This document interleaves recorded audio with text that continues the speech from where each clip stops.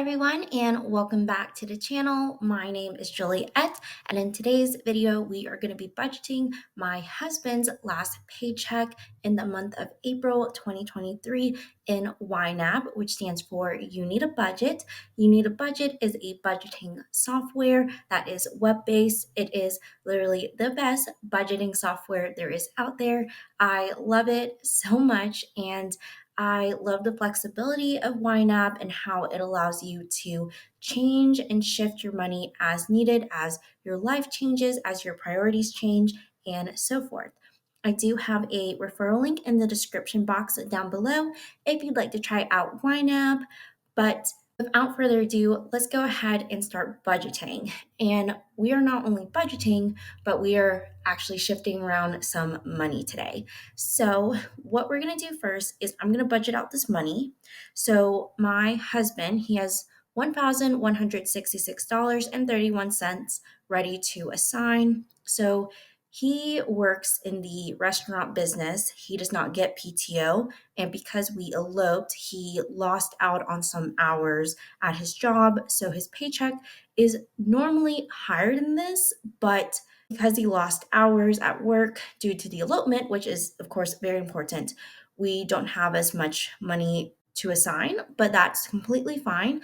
We were actually very fortunate enough to get money from our family as wedding gifts. So we used that money to budget into May. And we're actually fully budgeted in May, except for one thing, which is a new yearly subscription I decided to get, which is for Tick, which is a productivity application. It's kind of like a very high tech to do list app, and I love it. And it's been kind of hard for me to find a productivity app that I can stay consistent with. And this is the first one that I have found. I love it. And it's $2.34 a month or $27.99 a year. So let's go ahead and fund that. And then we're going to budget into June 2023 since May is fully funded. So I'm actually going to skip over debts and I'll explain why in a second, but let's go ahead and fund HOA for $148, car insurance for $300.57, internet for $81.59, iCloud for $3.98, Spotify for $15.99, AppleCare for $7.99. So that covers most of the monthly fixed expenses. I will tackle the mortgage with my paycheck, and then we'll do variable expenses. So let's go ahead and do the water bill, natural gas, electric, Nespresso pods we can cover. Let's do gas as well. And then we have $5.85 left to assign. So let's throw that into the grocery category. Okay, so now we have budgeted all the money into June that we had for my husband's last paycheck in the month of April. And now we're going to do some money shifting. So, one thing I really want to do is shift money from some of my other categories into this Mint Mobile category and into the home insurance deductible category. The reason why is one, Mint Mobile, we switched over from AT&T and Verizon back in like January or February 2023 to Mint Mobile. We love Mint Mobile so far. We haven't seen any, decrease in our data or our connectivity. And we want to go ahead and actually pay for the full year because it's actually cheaper than paying month to month. So we need $720 by July 2023. So we are a little bit behind, and that definitely requires us shifting some money around. I have decided, because student loans are not going to be due until like August or September, to move money out of my student loan categories into the Mint Mobile category. And I know that seems kind of counterintuitive, but because I'm just prioritizing my phone service over my student loans that are still in forbearance, I think it is appropriate for what my priorities and what my husband's priorities are in life currently. So, I'm actually, to prevent myself from being confused, I'm actually going to head all the way back into April and start taking money out of here. So, I'm going to reset the assigned amounts to zero. And then I'm going to reset the assigned amounts to zero in May as well. So now those are completely zeroed out and they should stay zero in June. So now I'm going to go back again into April. And this is again just for me not to confuse myself when I'm budgeting later on. I'm going to recreate the target for $720 a year due in July 2023. And it's going to prompt me to assign $108 a month. So I'm going to underfund that, underfund it again in May, and then in June for 168. And then for July, we'll finish it off and we'll be at $720. So that's great.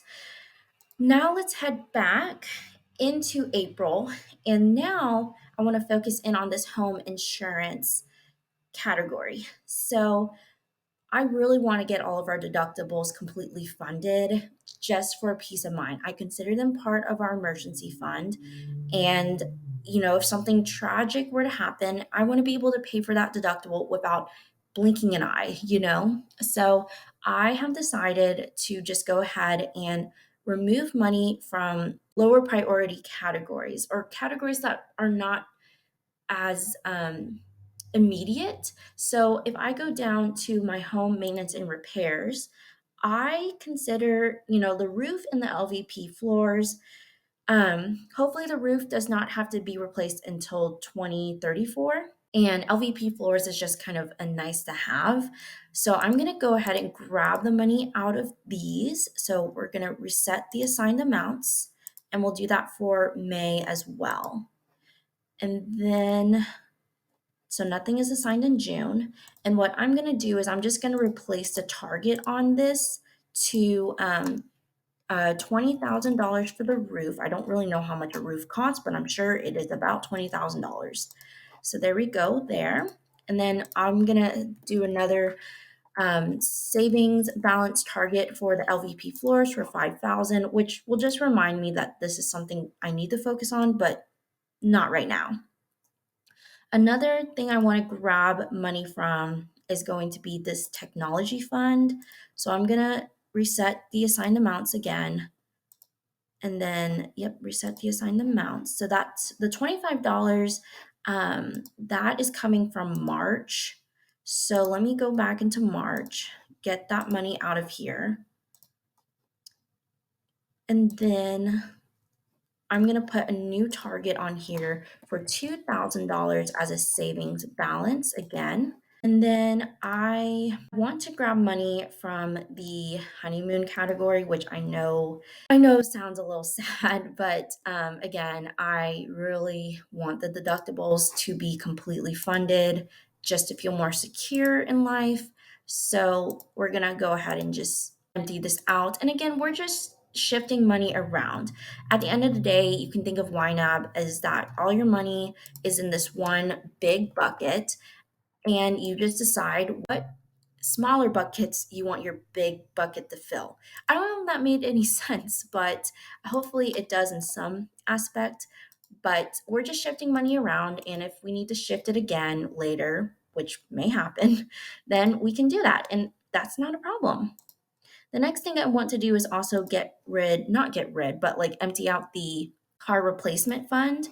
So let's go ahead and get that. And then I think I have, in March, I have money in here too. Okay. And then we'll go ahead and do a new target on this as well for $20,000. 20,000. Okay, save the target. Cool. And then I think that's all I can empty out because I can't touch anything else. Everything is too necessary. Yeah, so this feels good to me. So let's go ahead then. And we're still underfunded by zero in May, so we're completely funded technically. And then let's just make sure everything's good here. Oh, you know what? I can empty out this vacation and travel categories and the future family categories. Reset assigned, reset assigned. Okay, so those should be completely zeroed out. And then I'll put a new savings balance target here for income replacement for 6 months. Vacation and travel will get another savings balance of $2,000. And then future family will also get a savings balance of $2,000. I know you probably need a lot more than $2,000 to start a family, but this is a good starter amount that I believe in that I also Googled. So, anyways, let's go ahead, go forward into June 2023, and the rest of this money is gonna go into my home insurance deductible category. Okay, sign there. And so now we have $1,719.48 in the home insurance deductible category. And then I don't think there's anything else I can empty out, but we'll just do another quick glance.